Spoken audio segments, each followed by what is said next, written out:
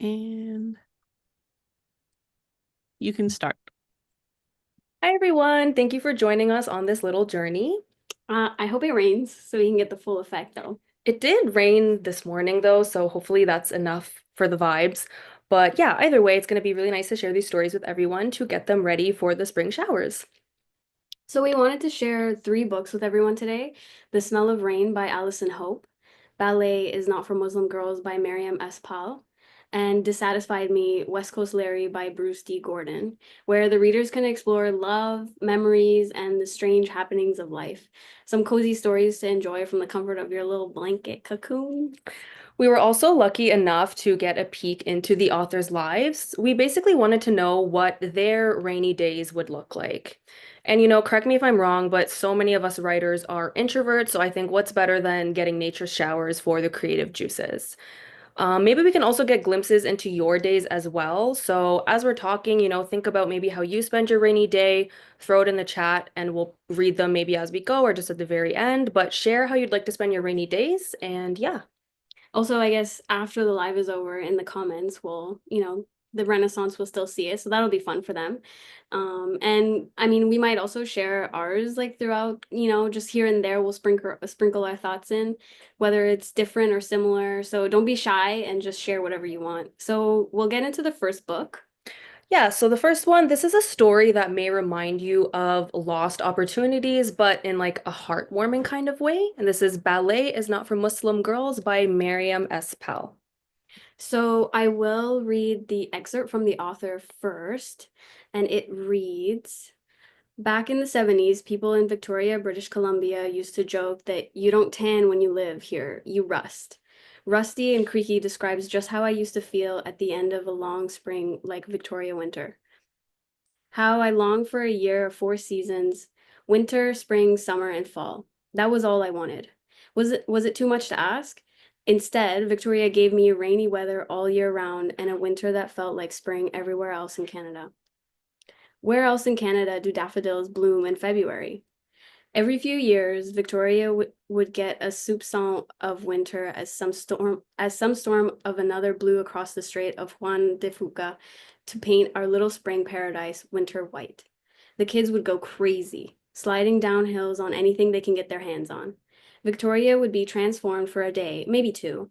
The golfers would look mournfully at the golf course covered in snow, bringing back memories of cruel Saskatchewan and Manitoba winters.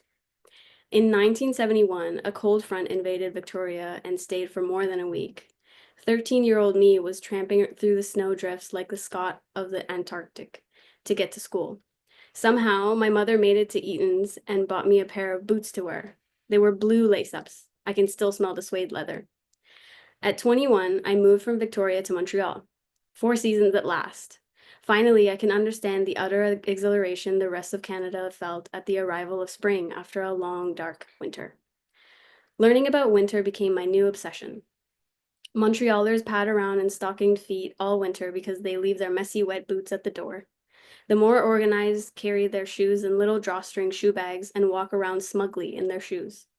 They have perfected the art of slipping off each shoe and gliding their stocking foot into their boot without touching the wet floor or carpet or losing their balance.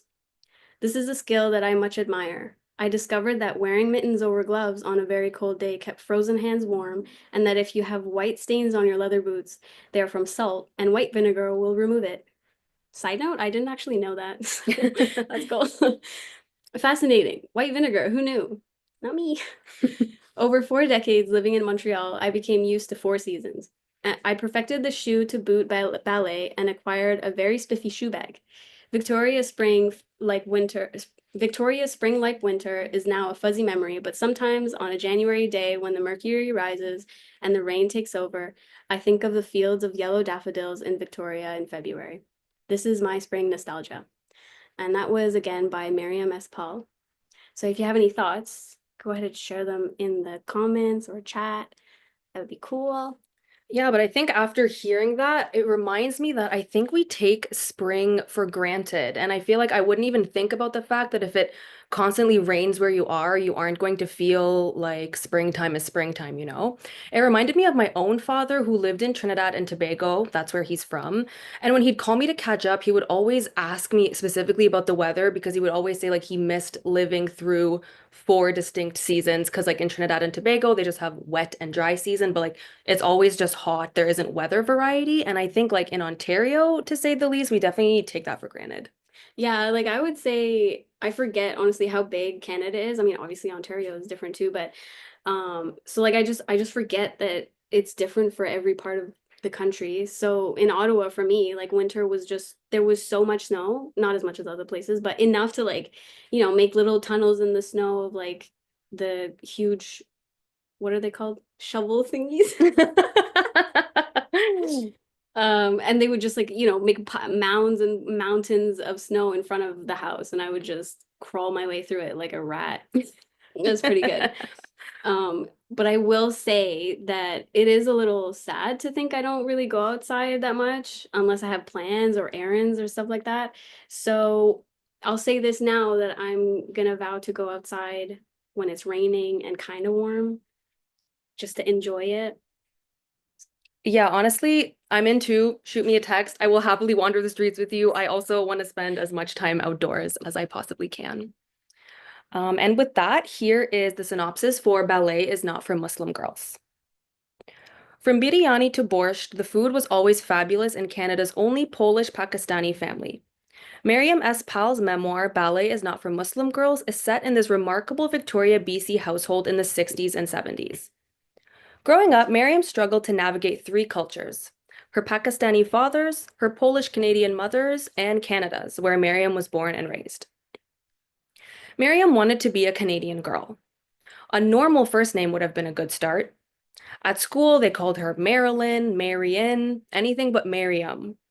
Hers was the only house for miles that didn't hand out Halloween candy or put up Christmas lights. When Miriam came home from grade one bawling because she was the only kid who didn't have a turkey sandwich the day after Thanksgiving, her parents started roasting a bird each year. Miriam was determined to be Canadian, fighting hard to attend high school dances or act in a drama class play. Ballet, brownies, forget it. Sleepovers were not allowed. Her martini-loving Muslim father fretted that a bacon and eggs breakfast might be on the menu the morning after. Ballet is Not for Muslim Girls is an engaging, fascinating account of Miriam's search for identity and belonging. Though her journey is sometimes painful, it is always thought-provoking. Each chapter begins with an evocative and often hilarious photograph from Miriam's family album. Ballet is Not for Muslim Girls raises with humor and affection the fundamental issues of integration and cultural adaptation that all immigrants from Adelaide to Quebec to Yonkers grapple with. Ballet is Not for Muslim Girls' poignant yet uplifting story will appeal to a broad spectrum of readers regardless of their origin. And again, that is from Miriam S. Powell.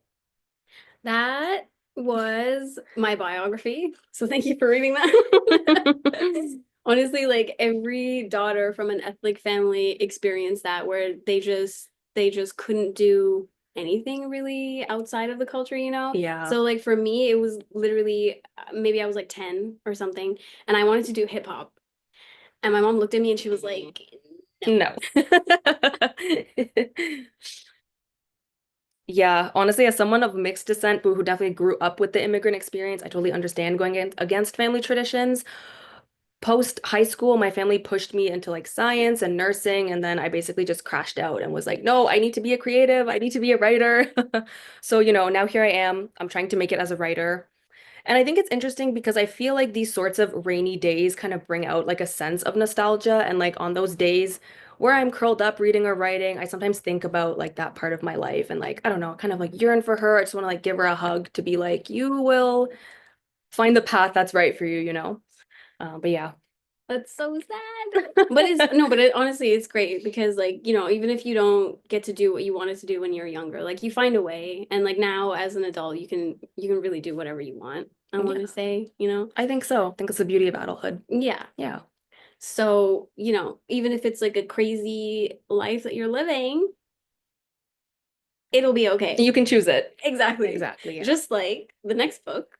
By Bruce D. Gordon, we have Dissatisfied Me, West Coast Larry. And this is a character spin-off from Dissatisfied Me, a love story.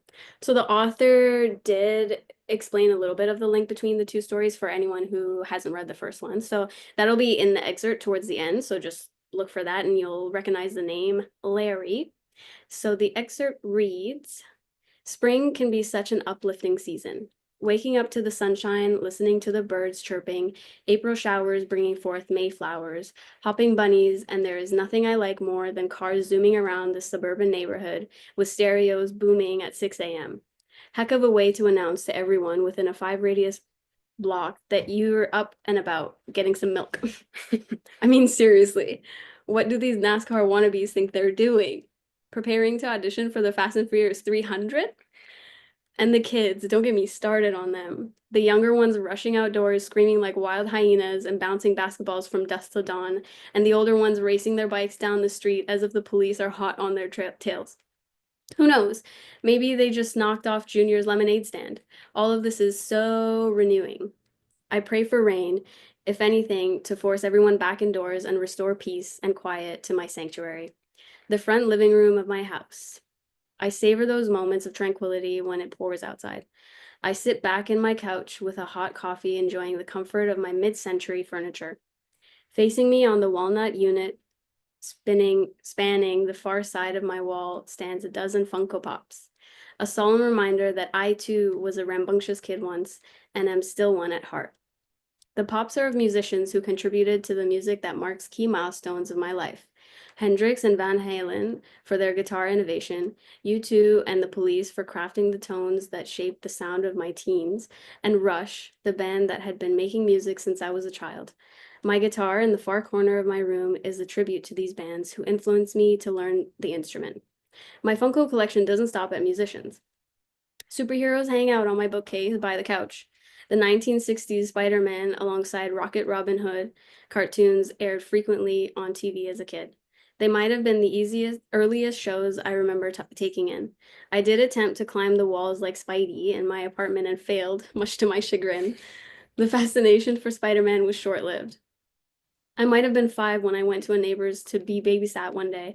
They placed me down in front of a new show, Batman. It blew me away. It gripped me the moment the Batmobile zipped out of the Batcave to the driving theme song. I cheered for Batman and Robin, beating up the bad guys with pows, dunks, and blaps. I wanted to be Batman, and I returned home imitating their cool fighting moves. To this day, the Cape Crusader is my favorite superhero, and you know what? Maybe I am the man behind the mask. You know how many baristas have written Bruce Wayne on my coffee when I go to Starbucks? Needless to say, when I returned home that day, I was so disappointed I could not watch Batman. It only aired on cable TV, which we did not have. We only had 4 channels. At least I still had Spider-Man, and Sunday mornings with Star Trek was the next best thing that entered my life. I can now relive my childhood excitement watching these old series thanks to streaming services. When I ingest too many social media arguments of whether a llama is blue or red, or debates over answers to trivial math problems, never mind pile-ons over more serious issues, I shut off the noise of our always connected world. Life was simpler as a kid, and on rainy days when I have nothing to do, I try my best to return to that simplicity and watch shows like Star Trek and Batman, featuring William Shatner's and Adam West's fine acting. I also binge on British comedies like Monty Python's Flying Circus, Black Adder, and Faulty Towers. They too have also been a staple throughout my life and are the foundation for my sense of humor. Dissatisfy Me, a love story, weaves in the pop culture I consumed growing up as we walk through the lead character, Rick Duncan's 50 years of life. His experiences are not uncommon for many boys growing up in the 70s. Dissatisfied Me, West Coast Larry is a standalone spin-off story based on Larry Johnston's life, Rick's rival from the first book. Larry is inspired by the cringeworthy and absurdist British humor I grew up with and still watch. Today, a rainy day in April, listening to the children bouncing their balls nonstop in the street, I look forward to watching reruns and preparing for the spring release, Dissatisfied Me, West Coast Larry. So again, that was Bruce D. Gordon. I loved the candidness and humor of that excerpt. And I feel like when I read that the first time, it gave me the vibe of like, as you get older, you sort of get less tolerant of very young children and their shenanigans. I always picture like, you're just an old person. You're kind of like waving your cane at like any extra loud noise and you just want it to go away. But also reading the excerpt had me thinking of this vision I have. If you know me, I love a porch. I just want a porch. They're so cozy, but it reminded me of my vision of just being on a porch in the rain with a book, just watching and listening to whatever goes by as I'm chilling. I feel like this excerpt is the same as like my own vibe of a rainy day. You kind of just want to like shut out the world and do your own thing, but still have like some connection to it. I think that's how I feel with my porch fantasy. I can be in my own world, but still watch the outside world, if that makes sense. No, that it does, because it's like the senses are kind of the best way to stay grounded, but you can still view them from afar. So Exactly. like you have the cars and everything racing around or whatever, but you're just sitting on your little porch. Exactly. And I also will say that I'm definitely the person blasting their bass, going around neighborhoods. I might as well be auditioning for Fast and Furious. Maybe not 300 actually, maybe like 50, Yeah. because I don't think I'll make it to 300. But I try to be respectful. When I'm going through residential neighborhoods, I'll put the volume down if it's like really early in the morning or super late at night. I'll be quiet. See, I respect that because in my area, I'm moving out of this apartment very soon, but the streets are so loud and there's so much interesting music that blares. So I definitely relate to constantly hearing the loud music blaring, but I respect you being respectable about the volume. Thank you. Also, I mean, that does sound fun though. Like, getting to hear all these weird, interesting characters. You could probably write about them, Yeah. you know? And also, I wanted to share this Funko Pop. If anyone knows Napoleon Dynamite, this is Pedro. I just wanted to share him. Vote for Pedro. Vote for Pedro. And we have the next book. So the next book we have is The Dissatisfied Me, West Coast Larry, and I will read the synopsis. Lay about Larry Johnson's life's mission to find the perfect spouse began in his early teens. After dating and being dumped by nearly 100 women, he finally meets and proposes to his dream girl, Heather, a successful advertising executive from Vancouver. A shocking truth about Larry surfaces during his bachelor party, thwarting his plans for a traditional wedding. Determined to complete his quest, he abandons his Ottawa life and flies to Schnookums on the west coast, only to discover his mission might not come to fruition as expected, thanks to a charismatic Scandinavian with ice blue eyes and a portable meatball oven. Needing guidance, Larry stumbles into a non-conventional church where a seagull-cawing woman reveals a prophecy. Larry will father a nation and be married to the voice of a generation. With the help of Peter, a hippie who spreads the love in the streets, and newfound friends at the Hospice of Good Hope, Larry is driven to seek the answer to the question, how the hell will this prophecy be fulfilled? Again, that was Bruce D. Gordon. Honestly, that sounds like one of those escape from reality through a very realistic dream of what your life could be in a book. Yeah, I feel like it's definitely kind of sounds like maladaptive daydreaming, if anyone knows what that means. I was a super intense like daydreamer as a kid, constantly kind of like spiraling down different versions of myself, but it was never like super serious. Like I would just be like, what would my life look like if I could sing really well? Or like what if I could do the splits? I kept the daydreams very simple. Did you ever think of doing both? Singing. Wow, the possibilities are endless. I did not. No, that's honestly it's really relatable though, and it feels like this whole concept honestly like really ties into Miriam's book too, where like hers was more of the physical boundaries, and like this specific type of life, and then this one is more of like a think about it in your head more while the characters are going through this thing. So that's really cool. So with that, we will find Allison Hope's excerpt so we can explore the inner workings of their mind. Not all rainy days are made equally. My favorite memories of rainy days all arise from the summer, when the rain falls heavy and warm and everyone hopes for a break in the humidity. I have always been impressed when nature, who we so often see as a backdrop to our lives, fully steps into her role with force. To me, these moments constitute a humble reminder that humans, as powerful as we may think ourselves to be, are no match for nature in peak moments of chaos. A natural response is to resist, fight back, dress up, run for cover. But my favorite memories of rainy days are the opposite. As a child, my brother and I would beg our parents to let us run about in the rain, sliding in the grass, getting full of mud, laughing with all our hearts. It was a reprieve from our stuffy rooms or the dank basement or the creaky living room floor where we spent so much time on rainy summer days. I think that part of the beauty of running in the rain is the sheer inconvenience. Your clothes are sopping wet, your feet filthy, and the moment you go indoors, you are covered in goosebumps. This change of state changes the entire home. As you stand at the door, toweling off, you think of the rain. The rain is warm and it smells lovely. And that was from Allison Hope. That was so nice. It was very poetic. Really nice description. Specifically, I resonate with the struggle of being caught in the rain and how uncomfortable the clothing It feels really is. because you're like, halfway dry, but it's like if you're wearing jeans, it's just like, Just damp. oh my gosh, Yeah.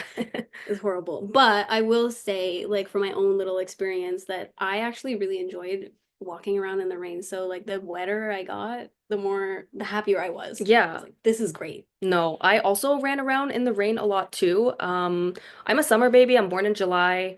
I love the heat. Like a hot, humid day is my favorite. And up until my 12th birthday, I had very hot days for my birthday. But I specifically remember for my 12th birthday, it just rained all day, fully overcast, thunderstorms, and I had a birthday party planned, but I didn't let that thwart my plans. I literally made all my friends don swimsuits and we like went out to this field behind my house and we just like literally just like Allison had said in her excerpt, we like slid in the mud, we got dirty, we got wet. And yeah, it's a very cherished birthday memory for me and the excerpt definitely like brought me back to that. Happy 12th birthday. Thank you. It's oh my So now we have the final book that we're showcasing. Uh, and it's Alison Hope's book, The Smell of Rain, brings us back to the nostalgic memories of our lives. So it reads, each family has their story, and each one is different depending on who tells it. Fighting encroaching darkness, Nina picks up a pencil and begins to write. Her deeply personal entries tell a story of love, loss, and learning how to piece it all back together. Weaving her way through past and present, she spins a kaleidoscopic and increasingly fragmented narrative. I am a person today, but have no idea what will be left of me tomorrow, writes Nina. Both delicate and iridescent, the smell of rain is bound to make you think. What happens when the fragile thread of life begins to fray? And again, that was Alison Hope. So honestly, this gives me the feeling of like a whimsical way to question your life, which like, you can kind of take it as it is with how it relates to your life. It will depend. But it really just asks the questions that I think a lot of people think of maybe subconsciously, like how much your choices actually change you, like what it actually does and what it means. So, that's really the only thing you'll ever know is your own story, which is all that matters, I would say. But Yeah, honestly. I also love the word whimsy too, whimsical whimsy. I love that. And I completely agree. I feel like there's sort of like a butterfly effect to life that I think people don't consciously think of. But I feel like it really seems that Allison like tackles that subconscious thread that kind of like weaves through life. But yeah, we would love to hear from all of you if you have thoughts about the excerpts or just like what your rainy day looks like. yeah, we do have a message from the chat from Jen Desmarais. As a glasses wearer, going out in the rain is not super fun unless I'm prepared. You wear glasses. I You do must, wear yeah. glasses. I don't wear glasses. I don't struggle with that. Oh, it's horrible because you have the rain, blotting your vision and you can't really wipe it off because then it's just streak of like Yeah. water. Yeah. And then when you go inside a building or a house or a place or whatever, a fog. Oh, that's It just fogs true. up. See, I don't think So about it's that. wet. Yeah. Yeah. Oh, Oh, April L says one of the many reasons I'm glad I no longer wear glasses. I am with you. Yeah, I've never worn glasses and I'm glad I don't have that struggle. yeah, honestly, good for you. Yeah. And yeah, Jen replies as well, like if it's a warm rain, it's actually nice. I agree. Yeah, I think it was I don't know if it was Allison's excerpt that said that or someone said about like the warm rain specifically. I feel Mm, like that's very nice. When it's cold rain, it's like oh, just like that chill gets like deep in your bones and it's just like that's not fun. But like nice warm rain, I think that's why summer rain is the best ideal. type, I Yeah, think. for Yeah. sure. Yeah. So hopefully this session has inspired everyone to be more mindful and aware of their rainy days, just embrace them to the fullest. Do what you got to do, write some stuff, read some stuff, do some art. if you Yeah. want, Yeah. whatever. Life is yours. Yeah, let the books be the May flowers to your April showers.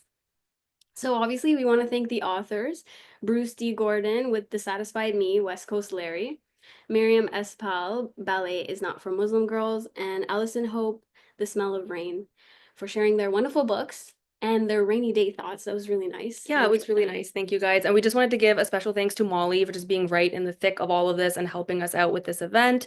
And of course, we want to thank Renaissance Press for the spotlight on these authors for this season. You can find all of their books on Renaissance's website, so don't miss out. Thanks everyone. Have a great night. Thanks. Thanks for coming. Thank you. Appreciate it. Read all the books. Yes.